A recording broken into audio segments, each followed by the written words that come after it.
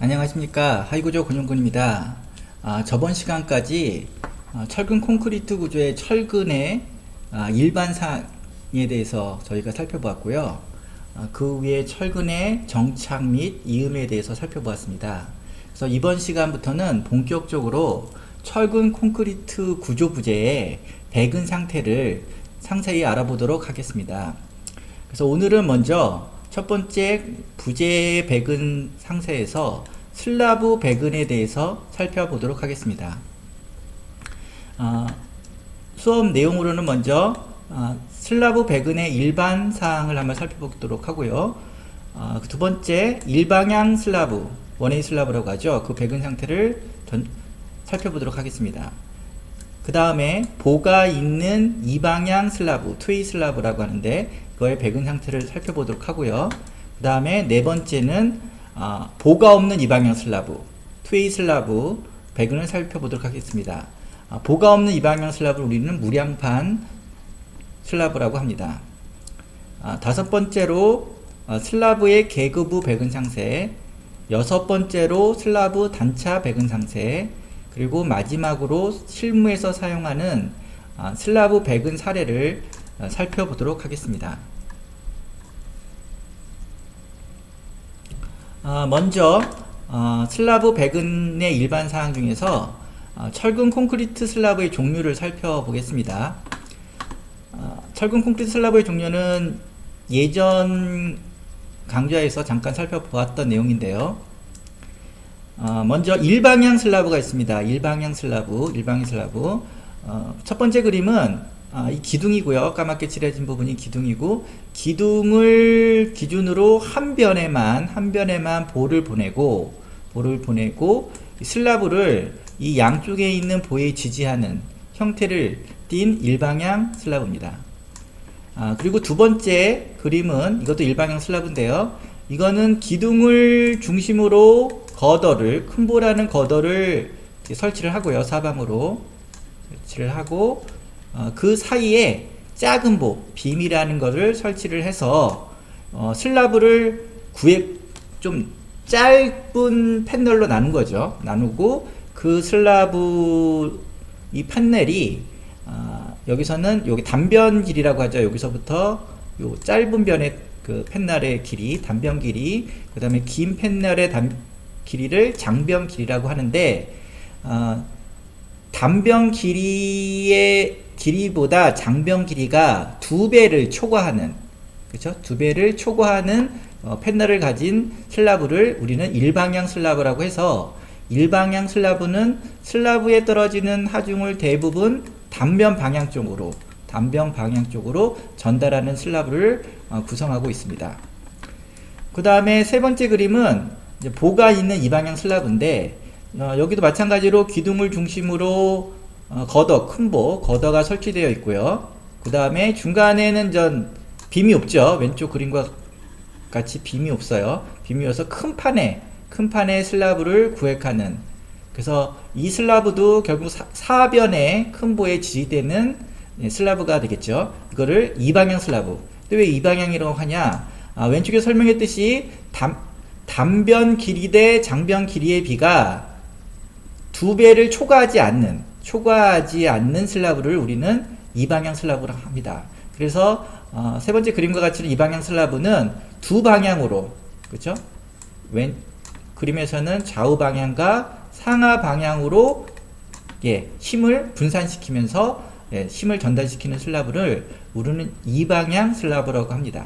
그래서 일방향 슬라브는 어쨌든 한쪽 방향으로 힘을 전달하는 방면에, 이방향 슬라브는 양방향으로, 그렇죠? 양방향으로 힘을 전달하는 성질이 있어서 어떻게 보면 슬라브의 두께를 같은 크기에서는 줄일 수 있는 장점이 있다고 할 수 있습니다. 그 다음에 플랫 슬라브가 있습니다. 플랫 슬라브는 무량판 구조라고 하죠. 무량판, 말 그대로 보가 없는 슬라브를 말합니다. 그래서 위에 상부 세 개의 그림은 다 보로 엮여져 있고, 그 다음에 그 보 위에 슬라브를 얹어 놓음으로써 지지를 시키는 구조라고 한다면, 이 플랫 슬라브와 플랫 플레이트 슬라브는 보가 없죠. 그래서 무량판 구조라고 합니다. 무량판 구조라고 하고요. 그래서 플랫 슬라브는 보가 없는 대신에 기둥 위에 캐피탈이라는 주두가 형성이 되고 그 주두 위에 드롭 판넬이라는 지판이 형성을 시킴으로써 일종의 그 펀칭 쉐어, 이면 전단에 대한 저항성을 높인 슬라브가 플랫 슬라브라고 할 수 있고요. 이에 비해서 플랫 플레이트 슬라브는 이 플랫 슬라브가 갖고 있는 주두나 지판이 없고, 그쵸? 깔끔하게 기둥 위에 그냥 슬라브만 판이 딱 얹어져 있는 형태를 플랫 플레이트 슬라브라고 합니다. 그래서 플랫 플레이트 슬라브는 어떻게 보면 보가 있는 슬라브에 비해서 층고를 절감할 수 있는 좋은 장점을 갖고 있습니다. 그 대신 물론 슬라브 두께가 좀 두꺼워지겠죠. 슬라브가 두꺼워지고 그 다음에 기둥 주위로 구멍이 뻥 뚫리는 사방이 뚫림 전단, 이면 전단이라고도 하는데요. 그런 취약한, 그렇죠? 취약한 부분이 있습니다. 그 부분에 대해서는 또 앞으로 배우겠지만 적절한 구조적 보강을 해야 되겠죠. 그래서 플랫 슬라브가 있고요. 플랫 플레이트 슬라브가 있고, 그 다음에 또 와플 슬라브가 있습니다. 와플 슬라브는 먼저 맨 끝에 있는 장선 슬라브 있죠. 장선 슬라브는 이렇게 보면 이게 조이스트 슬라브라고 하는데, 이게 조이스트 또는 리브라고도 하는데, 이 리브들이 한 방향으로 쭉 가 있는 장선 슬라브는 원웨이, 한 방향, 일방향 슬라브라고 할 수 있습니다. 이에 비해서 이 장선이 양 두 방향으로, 그렇죠? 두 방향으로 가 있는 슬라브를 우리는 와플 슬라브라고 합니다. 그래서 와플 슬라브는 그림에서 같이 보면 여기 주두가 있죠. 지판, 드롭 판넬이라는 지판이 이렇게 형성이 되어 있고요. 기둥 주위에 사방에 지판이 형성되어 있고, 이 지판과 지판을 위에, 그쵸? 지판을 지지점으로 해서, 기둥 위에 있는 지판을 기준으로 해서 장선 슬라브가 이 방향으로 있다고 생각하시면 됩니다. 그래서 보면 여기 장선 슬라브는 말씀드렸듯이 일방향 슬라브에 해당되고요. 그 다음에 와플 슬라브는, 그쵸? 예, 보가 없는, 어떻게 보면 이방향 슬라브라고 할 수가 있습니다. 근데 어떻게 보면 이 장선은 어떻게 보면 작은 보입니다. 촘촘히 갖고 있는 작은 보라고 볼 수가 있기 때문에 와플은 이방향성의, 그쵸? 장선, 작은 보들이 격자 모양으로 이렇게 엮여져 있는 형태라고 보시면 됩니다. 그리고요, 이 밖에도 뭐 슬라브의 종류는, 철근 콘크리트 슬라브의 종류는 여러 가지가 있는데, 실무적으로 보면 좀 많이 쓰는 게 그 와이드 보라고도 부르죠. 보면 슬라브에 그 지지하는 보가 있는데, 이 보가 폭은 넓고, 그렇죠? 1m 이상 되거나 1m 가깝게 폭은 넓고, 대신 그렇죠? 보의 높이는 작은, 그렇죠? 그래서 이걸 와이드 보라고도 부르는데, 이 와이드 보도 또 폭이 넓은 보죠. 이것도 일종의 슬라브에 해당됩니다. 슬라브에 해당된다고 분류된다고 보시면 됩니다. 왜 이거를 설명을 드렸냐면, 앞으로 시간에 보에 대해서 배우겠죠. 보에 대해서 배우겠지만, 보에는 스트럭 같은 경우, 전단 보강제 같은 경우에는 그 간격에 대한 제한들이 있습니다. 간격에 대한 제한이, 그래서 뭐 그 유효 D값에, 보의 유효 D값에 뭐 담보에서는 뭐 어느 경우는 2분의 D만큼 감아야 된다. 간격을 유지해야 된다. 또는 어느 경우에는 뭐 4분의 D만큼 감아야 된다라는 규정이 있는데, 이 와이드보는 그 규정을 보에 맞는 구조 기준을 적용을 하려면 이 스트럽의 간격이 엄청나게 촘촘하게 들어갑니다. 그렇죠? 그래서 지금 말씀드린 거는 와이드보 같은 경우는 슬라브에 해당되기 때문에 그 보에서 제한하는 전단 보강제의 간격이나 이런 것들을 어떻게 보면 만족시키지 않아도 됩니다. 보면 물론 이거는 엔지니어, 구조 설계자의 또, 그렇죠? 생각, 스트럭처 마인드에 구조적 사고방식, 개념이나 컨셉에 따라 또 틀리겠지만 일반적으로 그러니까 와이드 보도 슬라브에 사용된다는 거 이렇게 좀 챙겨보시면 구조하시는 분들은 나중에 이제 와이드 보 시스템을 할 때 그 꼭 구조의 그 보호에 해당되는 기준을 피할 수 있다는 거 알고 계시면 좋을 것 같습니다. 다음은 철근 콘크리트 슬라브의 배근법, 그렇죠? 배근법에 대해서 먼저 살펴보도록 하겠습니다. 슬라브 배근법은 사실 여러 가지 종류가 있습니다. 그리고 구조 설계자에 따라서 그때그때 상황에 따라서 적절하게 이제 배근 방법을 변형하면서 수정해 가면서 쓰고 있습니다. 그리고 그 슬라브 배근법은 어떻게 보면 구조적으로 슬라브의 구조적인 내력에 적합한, 그죠? 안전성을 유지해야 되고요. 그 다음에 뭐 슬라브의 처짐이라든지 진동이라든지 이런 문제에 대한 사용성을 확보해야 되겠죠. 그 다음에 또 하나는 그것뿐만 아니라 시공의 편의성, 그죠? 배근을 시공에 편리하게끔 하는 시공의 편의성도 고려해야 되고요. 그리고 물론 구조 물량을 절감시키는 경제성을 확보해야 됩니다. 그렇기 때문에 이런 것을 염두에 두고 슬라브 배근법을 적재적소에 변형해 가면서 쓰고 있는데, 어떻게 보면 실무에서는 구조 기준에서 얘기하는 배근 스타일을 따르기도 하고요. 그리고 예전부터 내려오던 슬라브의 그 관례들이 있습니다. 배근 관례들이 있는데 이런 것들을 적절하게 사용하고 있습니다. 그래서 정확한 명칭은 아니지만 제가 좀 만들어 봤는데 벤트 바 타입과 슬라브 배근법은요 커트바 타입, 그렇죠? 커트바 타입으로 한번 나눠봤습니다. 벤트 바 타입이라는 건 뭐냐면 철근의 주철근을 일부 절곡해서 구부려서, 그렇죠? 여기 그림에서 보이시죠? 이렇게 구부려서, 그렇죠? 이렇게 구부려서 밴딩을 해가지고 하는 타입을 벤트 타입이라고 분류해 봤고요. 일부가 물론 그 벤트되지 않는 그 철근도 있죠. 이런 타입이 있고, 그다음 이에 비해서 커트바 타입이라는 것은 그 벤트바가 없는 거, 그렇죠? 이렇게 그 굽혀서 쓰는 철근이 없는 것을 커트바 타입이라고 분류해 보았습니다. 그래서 이제 우리나라 이제 구조 설계 기준뿐만 아니라 구조 배근도 뭐 이런 배근법들이 보통 이제 어떻게 보면 일본에 가까운 나라 일본의 영향을 많이 받은 게 사실이죠. 그래서 보면 이런 벤트바 타입도 어떻게 보면 이제 일본으로부터 저희가 이제 그렇죠? 그 넘어온, 그러니까 학습이 일본 스타일이라고 하죠. 학습되어 온 배근법이라고 어떻게 보면 할 수 있고요. 이 벤트바는 커트바 타입에 비하여 철근을 굽혀야 하는 가공의 수고가 들어갑니다. 그렇죠? 벤트를 절곡을 하려면 어쨌든 구부려야 되잖아요. 그러려면 좀 가공해야 되는 수고가 들어갈 수밖에 없죠. 하지만 물량이 적게 들어가는 장점이 있습니다. 적게 들어가는 장점이 있는, 왜냐하면 커트바 타입은 아무래도 절곡을 하지 않고 철근을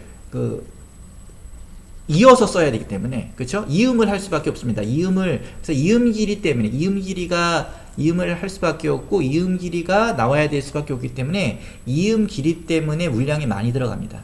이에 비해서 벤트바 타입은 어떻게 보면 이제 이음할 필요가 없죠, 그렇죠? 그래서 이음할 필요가 없기 때문에 어떻게 보면, 아니면 필요가 없다기보다는 뭐 이음할 개수가 적게 들어가기 때문에, 그렇죠? 적게 들어가기 때문에 물량이, 그렇죠? 적게 들어갑니다. 그래서 현재 국내에서는 이 벤트바 타입의 슬라브 배근법을 많이 사용하고 있습니다. 그리고 또 하나 이유는 슬라브 배근이 보편 작은 직경의 철근들을 주로 많이 사용합니다. 그래서 10mm, D10, 13mm 철근, D13, 그리고 뭐 좀 힘을 센 슬라브 같은 경우 D16 정도가 주로 많이 사용되고 있는데요. 이런 작은 직경의 철근을 사용하다 보니까 그 벤트 하는데 크게 좀 어려움이 없습니다. 그래서 일단은 슬라브는 현재 그 벤트바 타입을 많이 사용하고 있고요. 이에 비해서 커트바 타입은 미국을 중심으로 한 서양에서 넘어온 배근법이라고 할 수 있죠. 배근법이라고 해서, 그래서 벤트바 타입에 비해서 밴딩 가공이 필요 없죠. 그렇죠? 필요 없으나 설명드렸듯이 이음 길이가 늘어나서 다소 철근 물량이 늘어나고, 그 다음에 우리나라는 어쨌든 처음에 초창기 때 벤트바 타입으로 슬라브 배근도를 많이 해왔기 때문에 아직까지는 현장에서 익숙치 않은 단점이 있습니다. 예, 그래서 이 슬라브 배근은 현재 벤트바 타입, 그죠? 벤트바 타입을 우리나라에서 많이 사용한다는 거, 예, 기억해 주셨으면 좋겠고요. 다음으로는 일반 사항 중에서 슬라브 철근의 명칭을 한번 살펴보고 넘어가도록 하겠습니다.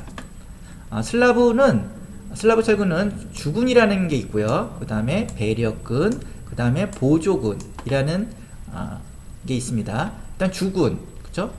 주요한 철근이니까 주근이겠죠. 주근은 보통 단변 방향의 인잔 철근을 주로 말하고 있습니다. 단변 방향의, 왜냐면 원웨이 슬라브는 대부분 단변 방향으로 심이 다, 그쵸? 흘러가고요. 그리고 이 방향 슬라브도 어쨌든 장변과 장변 방향으로 두 방향으로 힘이 분산되지만 아무래도 단변 쪽으로 힘이 많이 분산되기 때문에 이 단변 방향의 인장 철근을 어떻게 보면 힘을 많이 받는 주철근이라고 할 수 있습니다. 그래서 철근으로, 그렇기 때문에 장변 방향의 인장 철근, 그렇죠? 장변 방향, 우리는 이걸 배력근이라고 부르거든요. 배력근보다 주철근이 힘을 많이 받기 때문에 힘을 많이 받게끔, 그렇죠?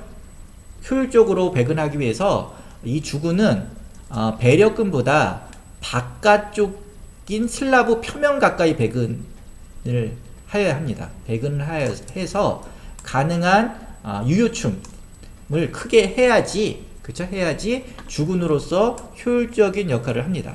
그래서 주근은 항상 상부근 같은 경우에는 위쪽으로, 그쵸? 상부 표면의 위쪽으로 가깝게, 그 다음에 하부근 같은 경우는, 그쵸? 하부 표면, 슬라브 표면에 가깝게 배근이 돼야 되고, 이 배력근은 그 안쪽으로, 그쵸? 그 안쪽으로, 주근의 안쪽으로 배근이 되어야 된다는 거 또 중요한 사항입니다.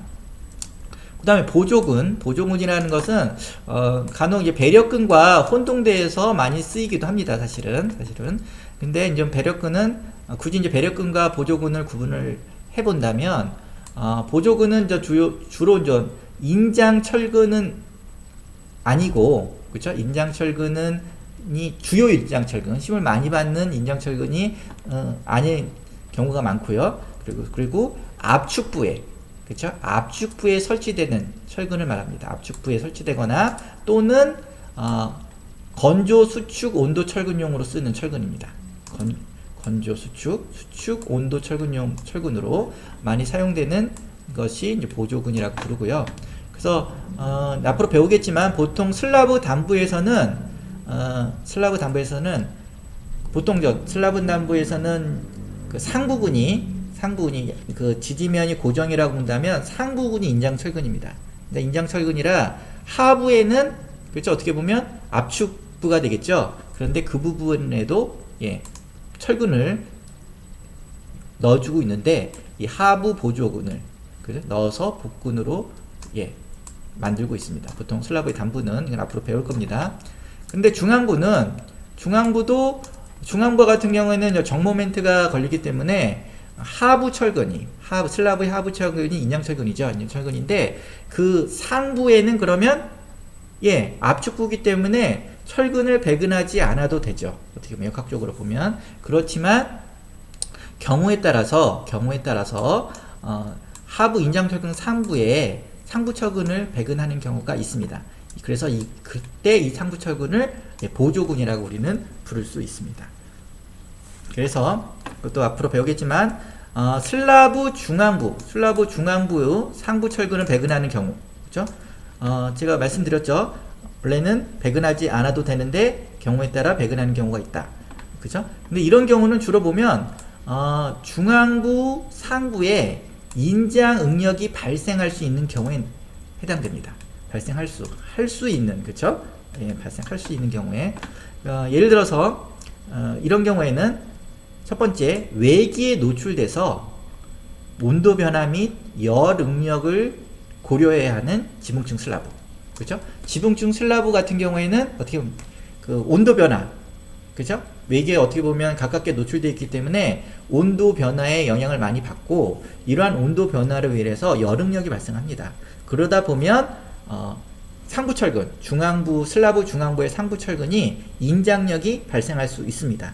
그렇기 때문에 이럴 경우에는 슬라브 중앙부에 상부철근을 배근하는 것이 좋습니다.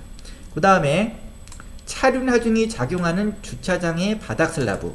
이거는 무슨 말이냐면 주차장 바닥 슬라브 같은 경우는 차량이 이렇게 다니죠. 그렇죠? 차량이 다니다가 갑자기 차량이 브레이크를 탁 밟을 경우 어떻게 합니까? 출렁거리죠. 출렁거리면서 슬라브 중앙부 상부에 인장력이 발생할 수 있습니다. 그렇기 때문에 이런 경우에는 또 그 보조근이라는 그렇죠? 슬라브 중앙부의 상부철근을 배근하는 것이 좋습니다. 그 다음에 진동이 작용하는 기계실의 바닥 슬라브. 그렇죠? 진동. 예를 들어서 기계가 작동하고 있어 진동이 운전 하중으로 인해서 진동이 발생할 수 있죠. 그러면 진동이라는 건 아시겠지만 위아래로 그렇죠? 움직이기 때문에 이런 경우에는 기계의 진동으로 인해서 슬라브의 중앙부 상부에 인장력이 발생할 수 있습니다. 이런 경우에는 또 그렇죠? 상부 보조근을 배치하고 있습니다. 이 밖에도 최하층 그렇죠? 기초에 거의 면하는 최하층 바닥 슬라브, 지면의 면에는 슬라브 같은 경우는 경우에 따라 수압에 저항을 해야 됩니다. 수항에. 그래서 이거를 내수판 슬라브라고 우리가 부르는데요. 그 수압에 저항을 하려면 밑에서부터 하중이 이렇게 치기 때문에 슬라브 중앙부 상부근은 인장이 발생합니다. 이럴 경우에는 또 그렇죠? 반드시 상부철근을 배근해야 되는 경우가 발생합니다. 다음은 일방향 슬라브의 배근법에 대해서 살펴보도록 하겠습니다. 그래서 원웨이 슬라브라고 하죠. 일방향 슬라브. 그래서 보시면 이거는 전형적인 일방향 슬라브로서 벤트바 타입입니다. 벤트바 타입. 그 앞에서 말씀드렸듯이 그 단변 길이, 여기 보면 단변 길이가 있죠. 슬라브의 단변, 짧은 길이, 그 다음에 슬라브의 장변 길이. 이게 기둥이라고 보면요. 기둥이라고 보면. 그래서 단변 길이에 대한 장변 길이가 2를 초과하는 거, 그렇죠? 2를 초과하는 경우 우리는 일방향 슬라브라고 한다고 말씀드렸습니다. 일방향 슬라브 같은 경우에는 그래서 여기 보면 LX라고 표현하는 건 단변 길이고요. 그리고 LY라고 표현하는 것은 장변 길이를 얘기합니다. 그래서 뭐죠? 단변 길이에 대한 장변 길이를 우리가 여기서 변장비라고도 부르죠. 그렇죠? 람다라고 해서 구조에서는 변장비라고도 부르고요. 그래서 살펴보면 일단은 일방향 슬라브이기 때문에 이렇게 단변 방향으로 그래서 단변 방향으로 그 대부분의 힘들이 흘러갑니다. 그래서 주철근이 단변 방향으로 향하는 단변 방향으로 평행한 철근이 주철근이 됩니다. 그래서 여기서 보시면 1번 철근이 실선을 펴는 1번 철근 있죠. 이거를 탑바라고 하죠. 단변 부분의 탑바. 그 다음에 2번 철근은 그죠? 벤트바죠. 이렇게 그죠? 벤트바. 그죠? 벤트바 타입. 그 다음에 하부의 점선으로 표시되어 있는 3번은 그죠? 하부 철근이죠. 그죠? 점선은 하부 철근을 표시하고 있고요. 그래서 1번, 2번, 3번 철근이 어떻게 보면 주철근이 됩니다. 주철근이 되고, 그리고 일방향 슬라브는 이 경우에는 보에, 그죠? 양쪽에 있는 보의 지지대에서, 그죠? 모든 힘을 이렇게 좌우로 전달시키는데, 양쪽 보에 정착이 되기 때문에 양변에 있는 보를 고정단이라고 보면, 이렇게 고정단이라고 보면, 등분 파종이 걸렸을 때 밴딩 모멘트 다이어그램을 그려보면 아시겠지만 이렇게 해서 그렇죠? 이렇게 그려집니다. 그래서 단부에서는 마이너스에 대한 부분 모멘트가 걸리고 중앙부에는 플러스에 대한 그렇죠? 정 모멘트가 걸리죠. 그래서 양 단부에서는 그 부 모멘트에 정하기 위해서 탑바 상부 철근이 주 인장 철근으로서 역할을 하고 그 다음에 중앙부에서는 하부 철근이 그쵸? 하부에 설치되는 철근이 주 인장 철근으로서 역할을 합니다. 그렇기 때문에 여기서는 1번 철근은 탑바는 이렇게 가다가 그렇죠? 끊기죠. 중간에서 그죠? 어느 구간에서 끊기고요. 2번 철근은 가다가 어느 구간에서 벤트가 돼서 하부 철근으로 바뀌죠. 하부 철근으로 바뀌어서 다시 어느 구간에서 다시 상부 철근으로 벤트돼서 상부 철근으로 바뀌고요. 그리고 3번 철근, 점선으로 펼치는 하부 철근은 하부 철근으로 스트레이트로 이렇게 배근하는 타입이 됩니다. 그러면 이 구간이 되겠죠. 어느 부분에서 끊어지고 어느 부분에서 굽혀지느냐. 이 구간이 중요한데 여기 보시면 0.25LX라고 표현되어 있죠. 이걸 LX1이라고 할 때 0.25LX1 그쵸? 여기도 마찬가지고 4분의 L이죠. 4분의 LX 구간 그쵸? 요 4분의 LX 요 구간 그쵸? 4분의 LX 구간이 어떻게 보면 그 중요한데 요 4분의 LX 구간의 요 구간을 우리는 보통 주열대라고 많이 얘기를 합니다. 주열대라고 많이 해요. 왜냐면 기둥이 지금 여기 기둥이 있고 기둥이 있고 기둥이 있고 기둥이 있죠. 기둥을 중심으로 어떻게 하죠? 여기 이 경우에는 보가 설치되어 있지만 어쨌든 이 기둥의 중심선을 기준으로 그죠? 슬라브가 형성이 되어 있죠. 그렇기 때문에 주열대라고 표현하고요. 그 다음에 이 가운데 구간, 나머지 아닌 구간, 그러니까 보면 0.5LX1 구간이 되겠죠. 중앙부. 그거를 중간대라고 표현합니다. 중간대라고 표현하는데 요 중간대와 주열대의 구분도 중요합니다. 중요한데 여기 원웨이 슬라브예요. 지금 원웨이 슬라브 같은 경우에는 단변 방향은 4분의 LX를 주열대라고 보고요. 근데 장변 방향 그쵸? LY1 같은 경우는 여기 보면 빨간색으로 표기되어 있죠. 얼마입니까? 0.5 LX1 그쵸? 0.5 LX 그러니까 요 LX예요. LY가 아니라 LX는 아까 여기서 단변 길이죠. 단변 길이의 2분의 1. 요 구간을 그 원웨이 슬라브에서는 요 구간을 주열대 구간이라고 보는 것을 기억하시면 좋겠습니다. 근데 요거는 뭐를 근거로 나왔냐? 요거는 보면 요 주열대 구간의 근거는 ACI 31863에서 제시를 하고 있습니다. 그래서 그 ACI 31863에서는 요 장변 방향의 그 주열대를 그죠? 단변 길이 그죠? 슬라브 단변 길이의 2분의 1을 요걸 정해라라고 나와 있고요. 나와 있는데요. 요즘에는 근데 요거는 이 주열대의 구간은 어떻게 보면 구조 설계하는 영역입니다. 영역이기 때문에 이게 이제 설계자에 따라서 어떻게 보면 달리 볼 수 있는 거죠. 그러니까 설계자가 영역을 정하고 그 영역에 맞춰서 슬라브를 설계하고 그 슬라브의 배근도를 결정하는 거기 때문에 이거는 어떻게 보면 설계자에 따라서 좀 그쵸? 달리 그쵸? 설계자의 의도, 설계 의도에 따라서 달리 볼 수 있는 겁니다. 그래서 어쨌든 그 ACI 31863에 의하면 여기 장변 방향의 그 장변 방향의 주열대를 LX의 2분의 1로 봤는데 실무에서는 요것도 많이 옵니다. 그 0.25 LX1. 그러니까 LX1의 몇이죠? 4분의 1. 그 아까 단변에서 여기 4분의 1을 봤죠? 그래서 4분의 1과 마찬가지로 요 구간도 어떻게 한다? 요 구간은 똑같이 보기도 합니다. 그죠? 똑같이 보기도 하기 때문에 이건 어떤 게 맞다 틀리다 게 아니라 그죠? 이렇게 볼 수도 있고 이렇게 볼 수도 있다. 설계자의 설계 의도에 따라서. 그죠? 근데 그 LX의 2분의 1로 본 거는 63코드에 그쳐서 좀 제시한 내용이고 지금 설계 기준에서는 그런 얘기가 없죠. 그렇죠? 이건 예전에 63년도에 그 ACI 아메리칸 콘크리트 협회에서 제시된 그렇죠?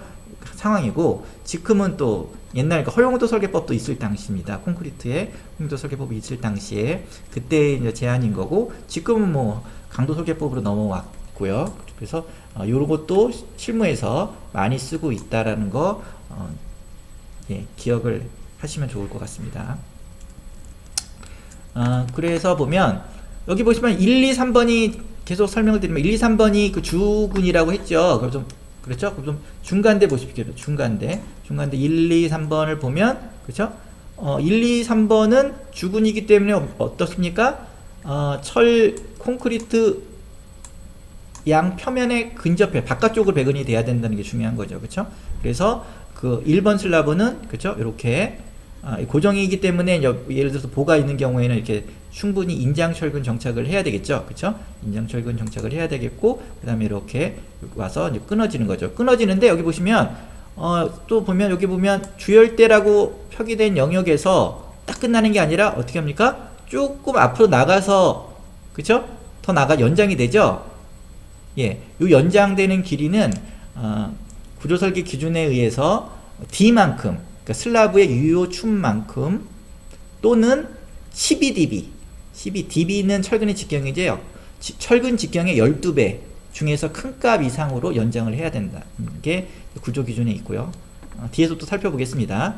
그 다음에 여기 보시면 요 절곡되는 그런 구간도 그렇죠? 그림에서는 이 절곡되는 요 구간이 그 주열대 경계 라인을 중심으로 그렇죠? 요 절곡되는 요 면이 센터로 맞춰놔 있죠. 그렇죠? 근데 요것도 이제 그 설계자에 따라서 또 다릅니다. 그래서 시작점을 요 경계 라인에 맞추는 구조 도면 그러니까 슬라브 배근도도 있고요. 끝나는 점을 맞추는 도면도 있습니다. 그리고 중간을 맞추는 도면도 있고 이건 또 마찬가지로 뭐 이런 경우도 있고 저런 경우 있고 그러니까 다 맞다 틀리다의 개념이 아닙니다. 그냥 그죠? 설계의 의도의 개념이기 때문에 그래서 어쨌든 뭐 이렇게 여러 가지 상황마다 슬라브 배근도가 달라질 수 있다는 거 다시 한번 기억하시고요. 그 다음에 그래서 1번은 어쨌든 이렇게 그죠? 그 주열대 경계 라인에서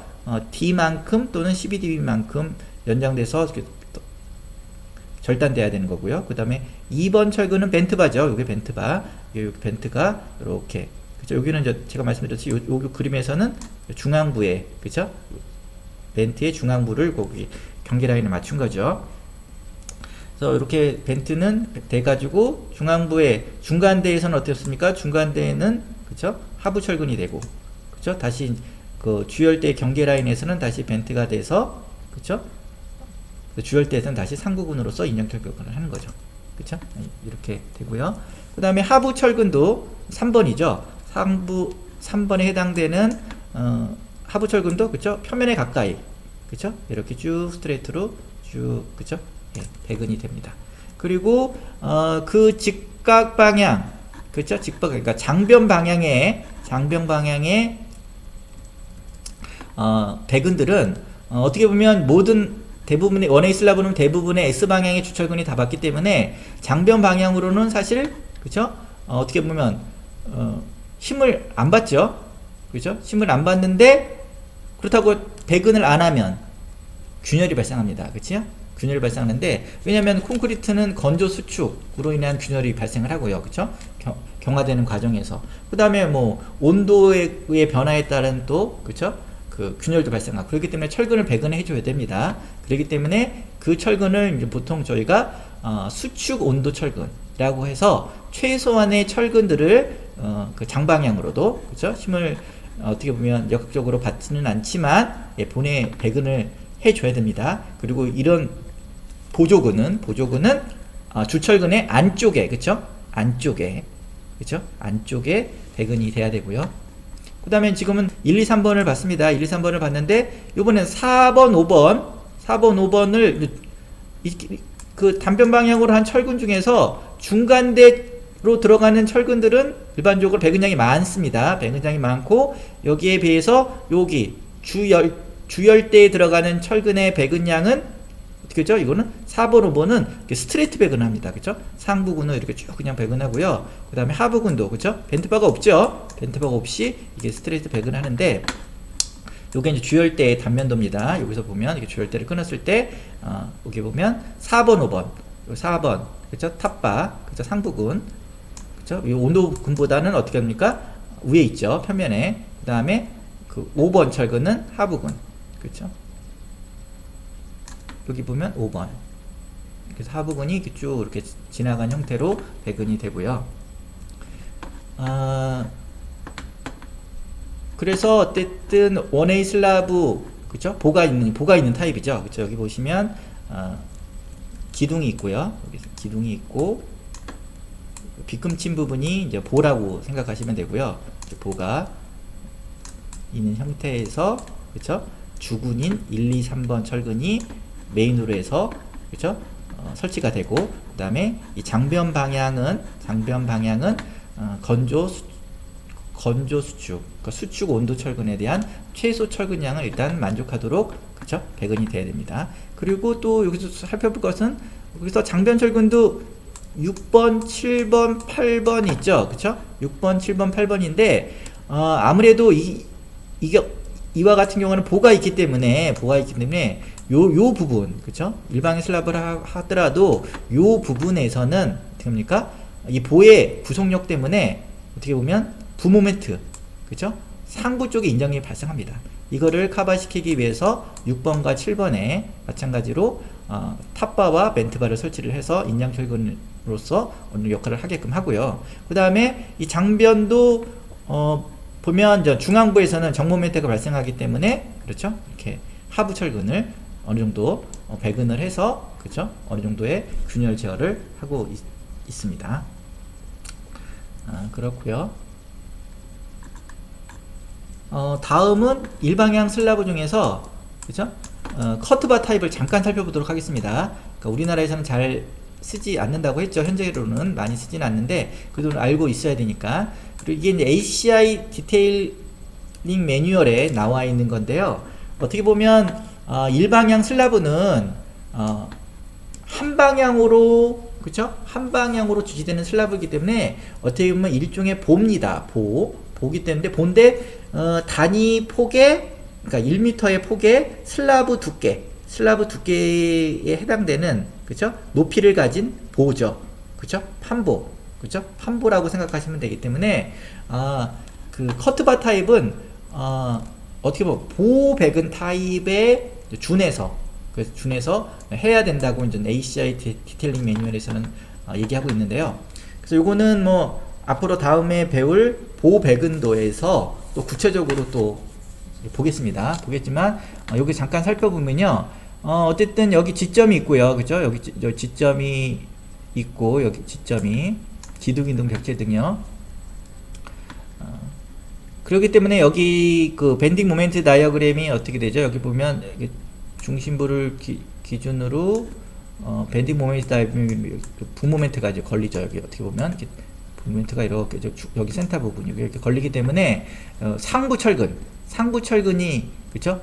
인장 철근이 있게 됩니다. 그래서 상부 철근의 인장 철근은 여기 보시면 4분의 L이라는 게 요 길이라고, 그 슬라브의, 그쵸? 그 스판이라고 보면 4분의 L, 0.25L만큼, 그쵸? 이렇게 나갑니다. 여기서 이렇게 나가서 끝단부에는 이제 정착을 하고요.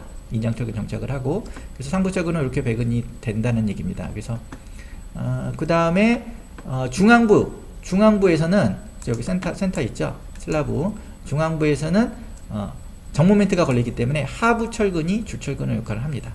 그렇죠? 그래서 정모멘트의 중앙부에 그 인장철근은 쭉 배근을 해서, 그렇죠? 여기 정착장에 보가 되든 벽체가 되든 기둥이 되든 이렇게 정착을, 그쵸? 충분히 해야 되고요. 그 다음에 그리고 그 직각 방향에, 그쵸? 그래서 여기 보면 요거 단면, 요걸 A 단면을 이렇게 잘라서 봤을 때 여기서 말하는 요 X라고 표현하는 철근의 간격이 보이죠? 그쵸? 예. 요거는 이제 하부 철근, 그쵸? 여기 하부 철근, 여기 중앙부니까, 그죠? 중앙부를 잘랐으니까 하부 철근, 인장 철근이니까 이게 바깥쪽 표면에 가깝게 설치되어 있고요. 그쵸? 그 직각 방향으로는, 그쵸? 그 온도, 건조, 수축 및 온도 철근이, 그쵸? 배근이 되는 거죠. 그쵸? 이렇게 그림을 좀 이해하셔야 되고요. 그 다음에 요거는 볼까요? 여기는 여기 중간에 그 기둥이나 그쵸? 뭔가 보가 벽체나 있는 형태입니다. 여기도 지점이 있고요. 그쵸? 지점이 있는 형태인데 여기 보시면 요 부모 매트 걸리죠. 여기는 어떻게 보면 단부에서는 이렇게 부모 매트 걸리고 중앙부에서는 정모 매트가 걸리고 그죠? 여기 중앙부에 더 큰 부모 매트가 걸리거든요. 그쵸? 걸리죠. 연속이기 때문에 그렇기 때문에 여기서는 어떻게 보면 이 내부의 부모 매트가 외단부의 부모 매트보다 크게 걸리기 때문에 여기 보면 상부철근이 슬라브의 상부철근이 여기는 0.25L인데 여기는 0.3L 보이시죠? 0.3L에 해당되는 길이만큼 더 나갑니다. 이렇게 그렇죠? 더 많이 길게 여기까지 인장철근을 배치를 해야 된다는 얘기고요. 그렇죠? 근데 여기도 보시면 여기가 왼쪽에 순경관이 L이라고 하고 오른쪽에 순경관이 L1이라고 하면 요쪽에 왼쪽에 있는 순경관 L에 0.3L 그리고 인접하는 요거 L1에 그쵸? L1에 0.3 중에서 큰 값으로 이만큼 나가야 됩니다. 그쵸? 이거는 왜 그러냐? 여기는 왜 4분의 0.25L이고 여기는 왜 0.3L이냐? 이거는 휘 모멘트가 그쵸? 외단부보다는 내단부가 그렇죠? 내단부가 휘 모멘트가 크게 작용하기 때문에 그렇죠? 예, 이런 현상이 발생하는 겁니다. 그렇죠? 그게 발생하고 그러다 보니까 이제 반곡점이라는 부분도 훨씬 이쪽이 길겠죠. 이쪽이 짧고 그렇죠? 정모멘트와 분모멘트가 그 변화하는 지점 그렇죠? 변곡점 그렇기 때문에 여기 0.3가 길어지는 겁니다. 그래서 이런 것도 앞으로 이제 보호할 때 또 한번 설명을 드리겠습니다. 그래서 이제 보호 주철근 배근의 뭐 형상을 띠고 있는 거죠. 예. 그래서 이런 형태의 커트바 타입을 배근법이 그렇게 된다는 거 아시면 좋겠고요. 그 다음에 제가 말씀드렸죠. 일방향 슬라브는 단변 방향이 주근이고 그쵸? 그의 직각 방향인 장변은 그렇죠? 건조 수축 및 온도 철근량을 넣어야 된다고 했죠. 그쵸? 이게 이제 기준에 나옵니다. KDS 1420 50에 나오는데 이게 최소 철근량이라는 개념이 나옵니다. 살펴보면 일방향 철근 콘크리트 슬라브 같은 경우에는 수축, 건조 수축을 얘기하는 거죠. 수축 온도 철근으로 배치되는 이형 철근 및 용접 철근은 다음의 철근비 이상으로 배근을 해야 됩니다. 그래서 최소한으로 넣어야 되는 최소 철근비를 제한하고 있는데 보통 어떤 경우에도 0.0014 이상이어야 된다. 이거는 퍼센티지로 보면 0.14%죠. 이상은 넣어야 된다. 이렇게 얘기하고요. 여기서 수축 온도 철근비는 콘크리트 전체 단면적에 대한 수축 온도 철근 단면적의 비로 표현된다. 그래서 전체 단면적에 대한 그죠? 철근비라는 거. 그리고 이제 이게 중요하죠. 그죠? 왜냐면 저희가 이제 철근 직경이 작은 10mm, 13mm, 16mm 정도를 슬라브 철근으로 사용하기 때문에 보통 그 강도가 좀 낮은 것을 씁니다. 그래서 주로 SD400. 그래서 설계 기준 항복 강도가 그죠?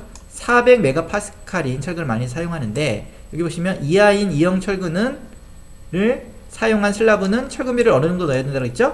0.0020 그러니까 0.2%의 철근비는 꼭 넣어줘야 된다는 얘기죠. 그래서 뭐 0.2%라는 거를 많이 그죠? 설계자들은 기억하고 외우고 있습니다.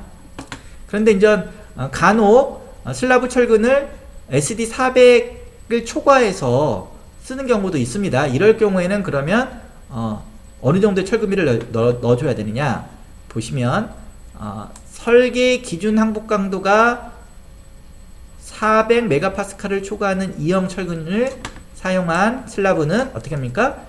0.002 곱하기 FY 철근의 항복 강도죠. 대한 400. 그러니까 결국 500을 쓰게 되면, 그죠? 더 높은 항복 강도 500을 쓰게 되면 어떻게 합니까? 좀 줄어들죠. 그죠? 최소 철근량이, 그죠? 0.2%보다 줄어들죠. 그죠? 예. 그리고요, 구체적으로 좀 더 살펴보면, 다만 상기에서 요구되는 수축 온도 철근비에 전체 콘크리트 단면적을 곱하여 계산한 수축 온도 철근 단면적을 단위 폭당, 단위 1m당이죠. 1m당 1800mm 제곱보다 크게 취할 필요는 없다고 하고요. 그리고요, 그 수축 온도 철근의 간격은 최대 간격에 제한이 있습니다. 그죠? 마냥 이렇게 느리면 넓은 간격으로 배치하면 안 돼요. 이거는 보시면 슬라브 두께 5배, 5배, 슬라브 두께의 5배 이하로, 그죠? 그 다음에 450mm 이하로 해야 됩니다. 최대한 슬라브 철근 간격을 최대한 벌릴 수 있는 최대의 간격은 슬라브 두께의 5배 이하, 그 다음에 45cm 이하라는 거 기억해 두셔야 되고요. 그 다음에 요 내용이 또 좀 재밌죠. 구조하시는 분들은 또 좀 생각을 해보셔야 되는데요. 수축 온도 철근량은 설계 기준 항복 강도 FI를 발휘할 수 있도록 정착되어야. 그렇죠? 왜냐면 수축 온도 철근량은 최소한으로 들어가야 되는 철근량이잖아요. 그렇죠? 그러니까 어떻게 보면 조금 들어가는 철근량이에요. 그렇죠? 어떻게 보면 다른 주철근에 비해서. 그러기 때문에 좀 얕볼 수가 있어요. 별거 아닌, 신경 별로 쓰지 않아도 되는 철근 아니야, 이렇게 생각할 수 있는데, 여기 보시면 뭐라고 써 있냐면 FY를 발휘할 수 있도록 정착은 확실히 돼야 된다는 얘기죠. 그렇죠? 예. 그렇기 때문에 수축 온도 철근량은 FY를 발휘할 수 있도록, 그렇죠? 확실하게, 그렇죠? 인장 철근 정착을 해야 된다는 얘기입니다. 그렇죠? 앞에 학습에서 배웠지만 정착에는 인장 철근 정착과 압축 철근 정착이 있다고 그랬죠? 그렇죠? 근데 수축 온도 철근량은 인장 철근 정착을 해야 된다라는 거 기억해 두시면 좋을 것 같고요. 그 다음에 또 이런 기준도 있습니다. 슬라브 철근에 대한 최대 철근 간격에 대한 기준이 있는데요. 보면 벽체 또는 슬라브에서 저희 슬라브하고 있죠. 휨 주철근의 간격은 벽체나 슬라브 두께의 3배 이하로 하여야 하고, 그렇죠? 3배 이하로 하여야 하고, 또는 450mm 이하로 하여야. 그렇죠? 그래서 다른 또 규정에도, 그렇죠? 이런 내용이 있죠. 그렇죠? 이런 내용을 또 한번 챙겨 보셔야 됩니다.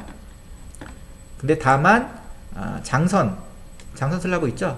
장선 슬라브는 이 규정에서 적용하지 않는다는 거. 그래서 뭐 450mm 이하로, 그렇죠? 보통 해야 된다는 거 기억을 하셔야 됩니다. 그 다음에 이번에는 일방향 슬라브 배근 중에서 구조 설계상의 일방향 슬라브의 배근 개념들을 잠깐 살펴보도록 할게요. 앞에서 설명한 것도 있어요. 보시면 1번 철근 그래서 1번 철근 뭐죠? 단변 방향의 탑바죠. 상부철근. 그죠? 절단되는 상부철근이고, 그죠? 그 다음에 6번 철근은 뭐죠? 그것도 단부 쪽의 상부철근이에요. 그죠? 상부 쪽의 상부철근. 그죠? 상부철근. 부모멘트가 걸려서, 어떻게 보면 인장철근 역할을 하는, 요거는 기준에 뭐라고 써있냐면, KDS 1420에 휨 철근은 휨 모멘트를 저항하는데, 그렇죠? 저항하는데 더 이상 철근을 요구하지 않는 점에서 부재의 유효 깊이 D죠. 못하네요.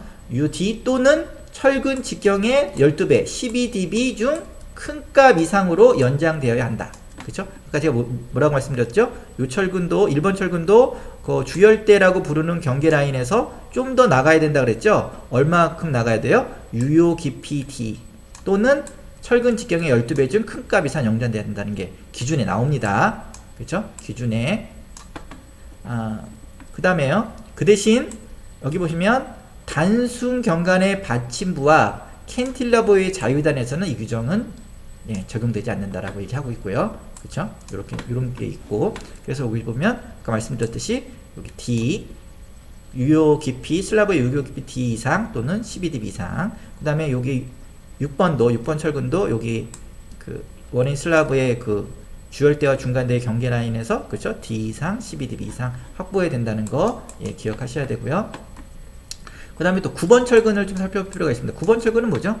9번 철근은 보시면 장변 방향에 그쵸? 여기 보면 장변 방향에 그 상부 철근이죠. 그쵸? 여기 9번이죠.